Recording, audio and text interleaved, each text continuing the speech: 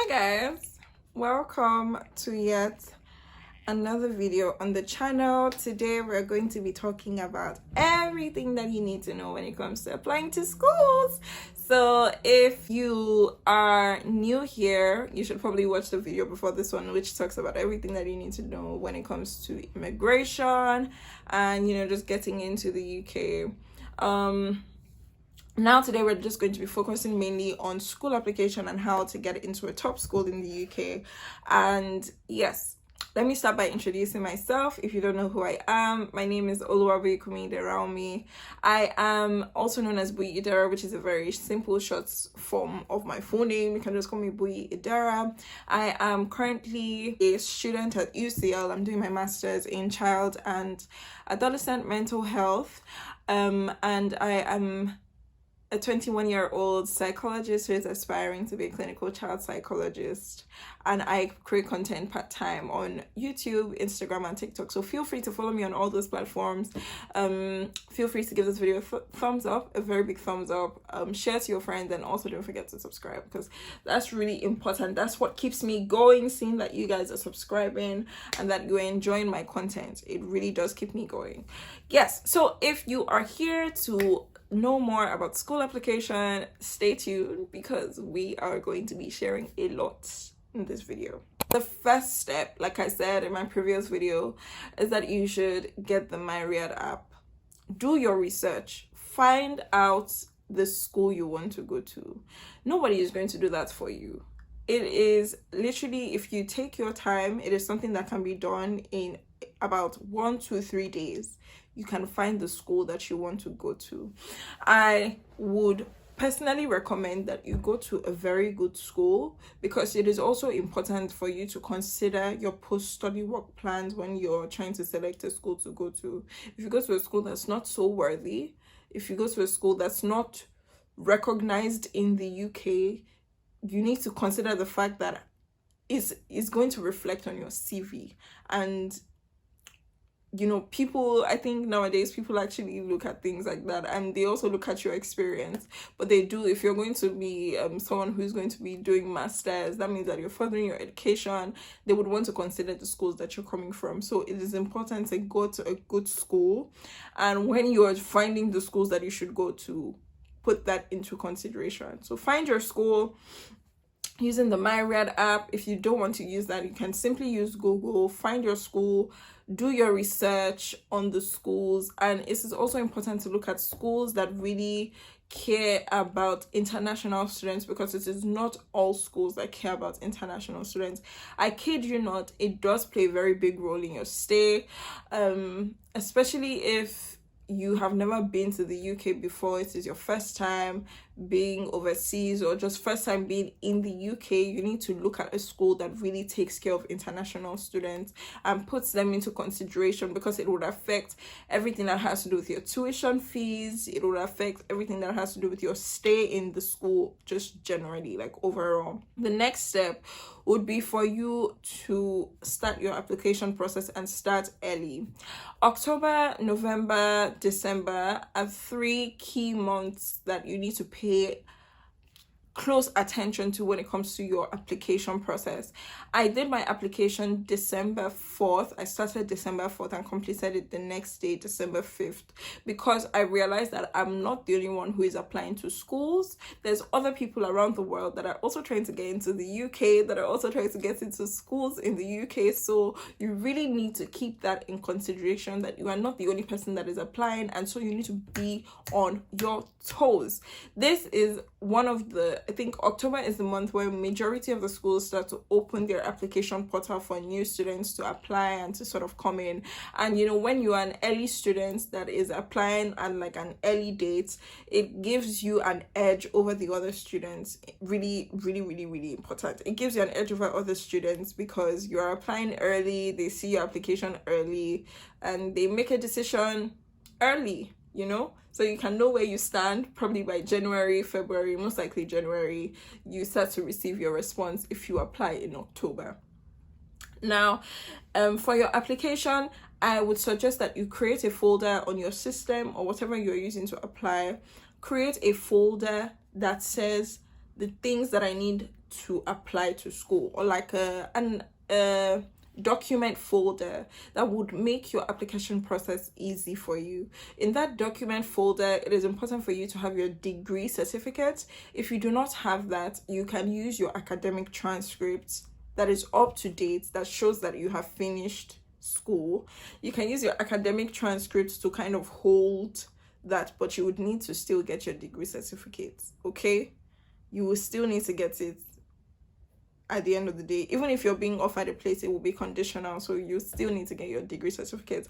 It is also important for you to get your CV. The next one would be your IELTS or your WAEC, just to show that you have proof of English. But I think for Nigerian students, you are actually good if you just use your degree certificate, because it just shows that you were being taught in English and that you understand English language, your English language proficiency. And yeah, I used my WAEC, and I think it also really didn't matter for me because my degree certificate was in English, so it was okay for me. The next thing that you would need to put in mind is that you would need your references, both work and academic references. So if you're not in good places with the people in your university, you just gotta reconsider it, because you actually need their help. For me, it was my supervisor for my project that I used as my academic reference.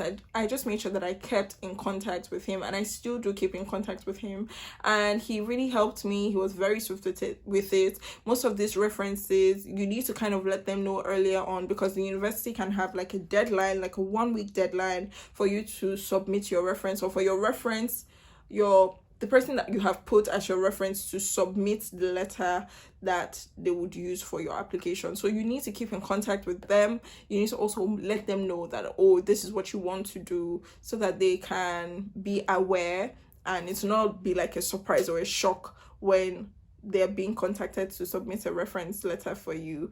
Also, make sure that you keep somebody in a workplace that you're coming from as in close contact with you, so that they are able to submit a reference letter for you as well. Now to the most important part of your application documents that you would need a statement of purpose. Now, I believe this is one of the most difficult things for people to do when they are trying to apply to a school, but I just want you to note and keep in mind that it is a very simple letter. Why do you want to study in the UK? Why did you choose this school? So for most schools, when they in their websites, they would put down a list of things that they want you to write on, and a list of things that they would even want you to submit. So these are the basic things that you would need for every application, but some other schools may have more detailed things that they would want you to submit in your application. For some schools, it might not be a statement of purpose document, it might be a video. Do you understand? So for some other schools, it might be a portfolio. It might not be the same for all the schools, but these are the basic things that you would need. Now for a statement of purpose, which is the one that I use and that I know well about, for a statement of purpose, there's usually a list of things that is required for you to talk or to write about, like the reason why you chose to do this course, why you want to study this course in the UK, the courses that you're excited for, and your future plans after doing the course. These are the key questions that you would be asked. And I guess we'll talk more about this in another video, how to write the perfect personal statement that would help you to get into university, especially a top school. But I want you to know, if you're currently writing your statement of purpose, keep writing, man. Like, don't stop writing. Don't lose hope. Don't be scared. Don't be anxious. Be anxious for nothing. Don't be anxious. It's just a statement that helps them know more about you and helps them to understand you as a person and as a potential student. So don't fret. We will talk about it. I will help you with your personal statement. Yes, in the next video after this one. But yes, we'll talk about personal statements and everything else that you need to know on personal statements. Now, the next step is to look for scholarship opportunities.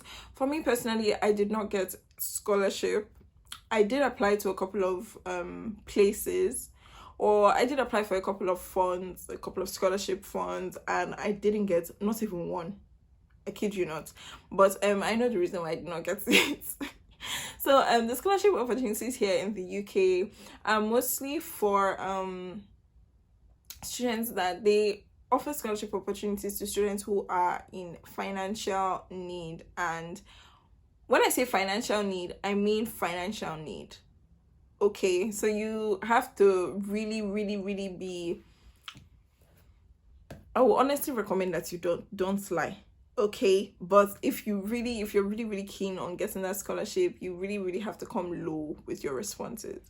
So there's a couple of scholarship opportunities that are here in the UK. There's a great scholarship, there's a global master scholarship. Great scholarship offers about £10,000 off of your tuition fees. Global Masters offers about £15,000 off of your tuition fees. And there's also course specific masters. So for some schools, in the different courses that they have specific scholarship opportunities for just a few students. So you need to really be sensitive and take note of those scholarship opportunities that they're going to offer in your course or in your institute or in your department, because they would bring out those scholarship opportunities in the different courses.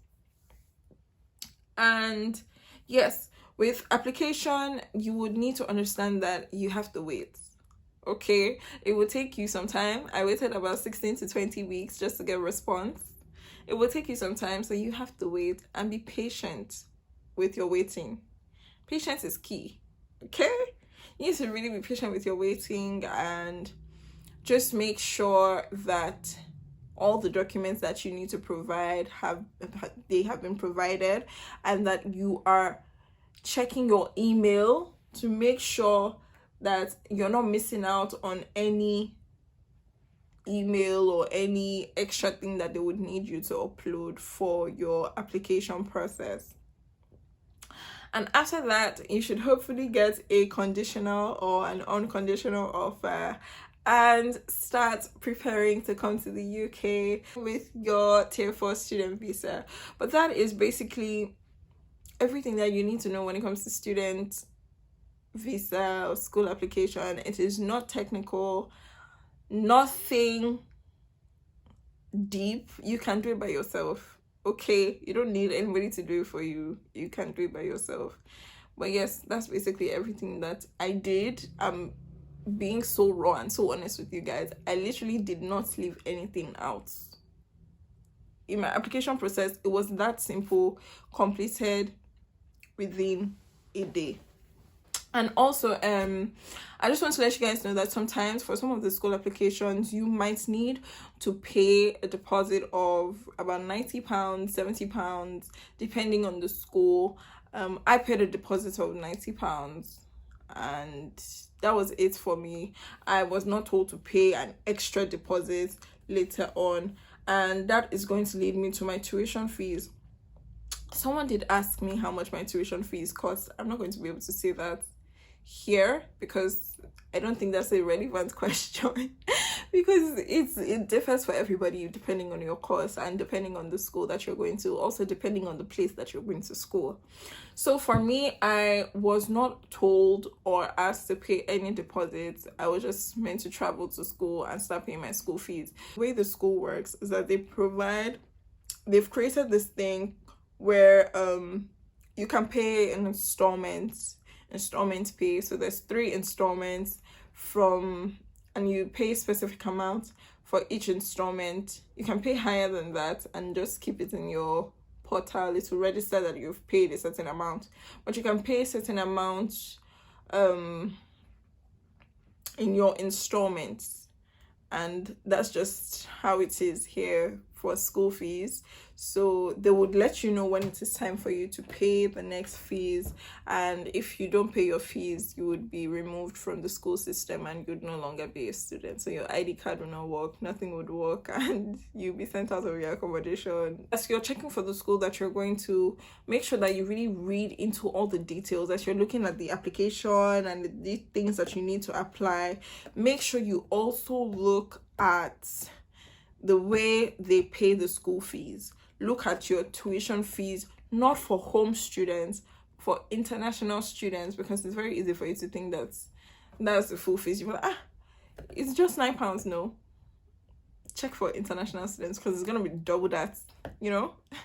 So make sure that you look for the installment pays, if they have, or how much you would need to pay for a deposit if you're applying to the school. Very easy for you to get lost in the entire process and to mix a few things up, and then something goes wrong with your application. But it will be nicer if you do have somebody that you're planning with, and somebody that you're able to talk to, somebody that can give you some advice and let you know how they're going with their own application. It just makes things easier for you in general. So if you do have somebody that is also moving to the UK with you, please keep in touch and in contact with them, because it will really assist you in your entire application process. Don't keep it a secret. If you need help, if you need something, you've got to say something, okay? You've got to speak up so that you can receive the help that you need. Also, feel free to always contact me, or to send a message to me on Instagram, or to comment in the video if you need extra information, because really and truly, these are all the steps that it really was not anything technical for me when I was applying. It was nothing technical for me. It's not as tasking as people make it seem. You can't do it by yourself. It's very easy for you to apply to school. Very easy.